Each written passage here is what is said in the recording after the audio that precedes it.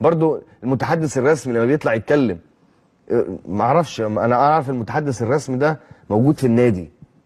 انا عمري ما شفت متحدث رسمي موجود في القنوات عامل برنامج عشان ريتش. معلش، طب هل معلش يا جماعه حد شاف المتحدث الرسمي للنادي الاهلي موجود في برنامج؟ انا والله اقول لكم على حاجه، والله العظيم اقسم بالله، يعني اول مره اشوف المتحدث الرسمي للنادي الاهلي في الاحتفاليه استاذ شريف فؤاد. والله حد يا جماعه، حد في المجال الرياضي شاف مثلا استاذ شريف فؤاد مثلا المتحدث الرسمي للنادي الاهلي عنده برنامج بيطلع على القنوات بيعمل مداخلات موجوده على السوشيال ميديا؟ هو ده اللي بتكلم فيه يا جماعه. ما ينفعش، مش انا مش متحدث رسمي اعمل برنامج. مع احترامي يعني، معلش، ما اقعد ما تشوف النادي وحاول تحل المشاكل بتاعت النادي، حاول تبقى توصل الرساله للجمهور، وصل الدنيا للجمهور.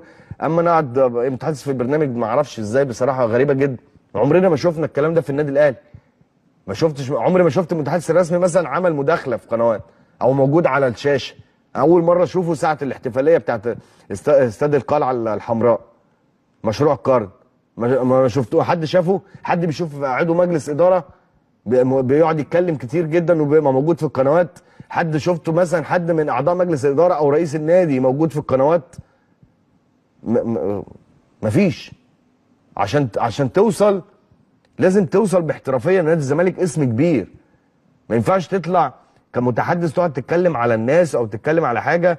مع احترامي يعني، المجال الرياضي صعب، الكوره ليها ناسها. يعني هل مثلا معلش المتحدث الرسمي ينفع ممكن يطلع يقول لنا طريقه اللعب؟ ممكن يطلع يقول لنا كده، يحلل لنا الماتشات ويحلل لنا الكوره؟ نتعلم برضه، عايزين نتعلم من حضرتك يعني. عايزين نشوف كده تحليلك للمباريات كده، نستمتع واحنا قاعدين. معرفش يعني، عايزين نشوف كل واحد ليه المكانه بتاعته. انت حضرتك عضو مجلس اداره وحضرتك في النادي، حضرتك متحدث رسمي في النادي. هو ده المجال بصراحه، ده اللي انا اعرفه، وده النظام اللي انا اعرفه اللي احنا عشناه. احنا في الفتره الاخيره بقينا نشوف حاجات غريبه. كابتن احمد سليمان، مع احترامي ليه والله انا بحبه جدا، ما ينفعش تبقى عضو مجلس اداره وموجود بتقعد في البرامج بتحلل الماتشات وبتتكلم على نادي الزمالك وبتصرح على نادي الزمالك. ده مش صح، ما شفناش الكلام ده في النادي الاهلي. حضرتك بتشتغل مذيع بأمارة ايه؟ هي الشغلانه مالها يا جدعان؟ هو ايه اللي حصل للشغلانه؟ الراجل بيقول لك الواقع بدل الواقع، والصفر بدل صفر، والتشكيل غلط، والنحو غلط، والمخارج الالفاظ غلط.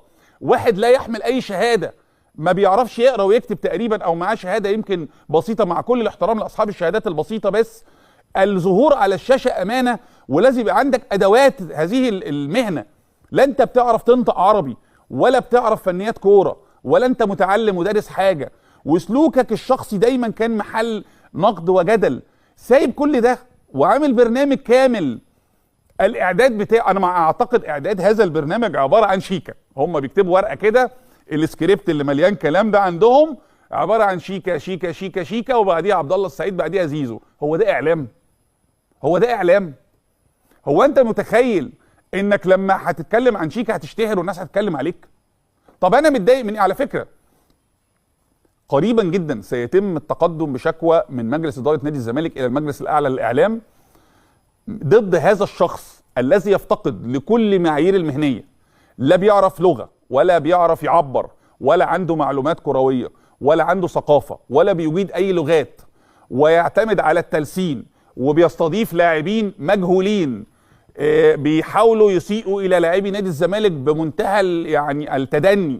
زي ما حضراتكم شفتوا كده خناقه بين ابراهيم سعيد وبين احمد سالم المتحدث الرسمي لنادي الزمالك. طبعا احمد سالم بيتكلم على اللي حصل من كهربا، واللي كهربا عمله في حق شيكابالا، وان كهربا ترتيبه اصبح الثالث في مهاجمي النادي الاهلي، وانه لازم يركز في الكوره عشان مستواه راح في داهيه من اكتر من سنه مع النادي الاهلي. دي وجهه نظر احمد سالم المتحدث الرسمي لنادي الزمالك.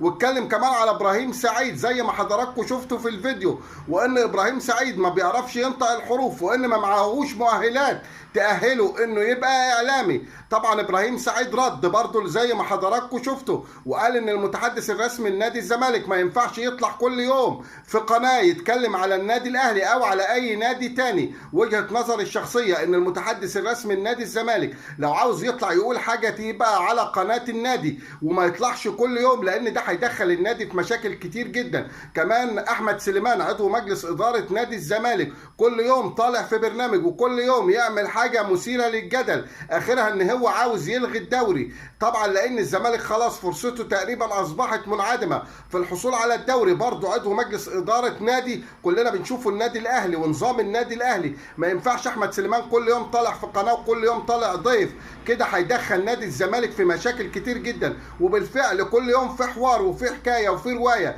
بسبب كلام احمد سليمان عن اي شيء يخص نادي الزمالك. هنشوفوا الايام الجايه ايه اللي هيحصل، هل الخناقه هتستمر بين ابراهيم سعيد وبين احمد سالم المتحدث الرسمي لنادي الزمالك، ولا الموضوع على كده خلاص؟ هنشوفوا هل هيتدخل كهربا وشيكابالا في الموضوع، ولا هيستنوا بعاد عن الموضوع يتفرجوا بس زينا. ما تنسوش الاشتراك في قناتي وتفعيل الجرس عشان يوصلكم كل جديد.